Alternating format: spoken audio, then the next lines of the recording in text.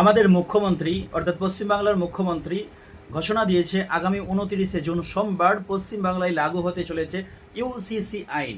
এই ইউসিসি আইনটা কি? ইউনিফর্ম সিভিল কোড, অর্থাৎ এক দেওয়ানি বিধি, এক দেশ এক আইন। কিসের উপরে হবে? না বিবাহ, বিবাহ বিচ্ছেদ, উত্তরাধিকারী সম্পত্তির দত্তক গ্রহণ ইত্যাদি বিষয়ের উপরে আইন আসতে চলেছে ইউসিসি, এক দেশ এক আইন। অর্থাৎ আমাদের এই পশ্চিমবাংলায় বিভিন্ন ধর্মীয় মানুষ বসবাস করে, বিভিন্ন ধর্মাবলম্বী মানুষ বসবাস করে, তাদের সবার জন্য বিয়ের ক্ষেত্রে এক আইন হবে, বিবাহ বিচ্ছেদের ক্ষেত্রে এক আইন হবে, মহিলাদের সম্পত্তির উত্তরাধিকারী সূত্রের আইন এক হবে, আরও দত্তক গ্রহণের ক্ষেত্রে এক হবে। এই সব বিষয়গুলো আইন এক হবে। এক কথায় হিন্দু, মুসলিম, খ্রিস্টান, বৌদ্ধ সবার জন্য আইন, এই বিবাহ, এই সমস্ত কিছুর ক্ষেত্রে এক আইন হবে। কিন্তু এটা কি পসিবল হবে? এটা কি পসিবল হবে?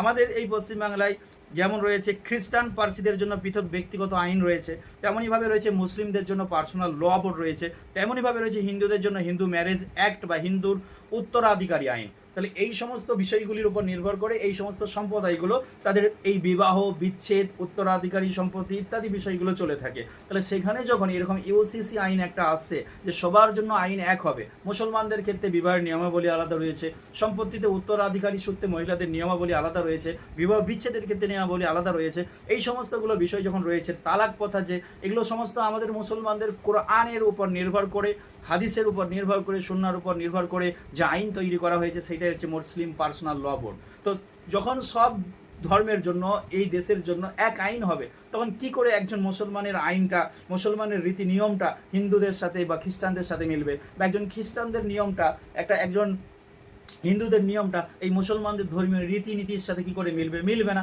অতএব সবচেয়ে সমন্বয়ে যখন একটা আইন করবে, তাহলে সেই আইনটা কি সবার জন্য মিলে যাবে?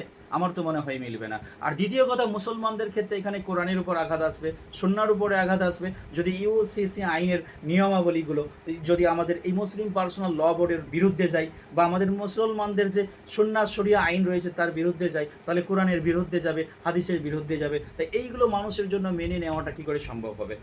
আপনারা আপনাদের মতামতটা জানাবেন।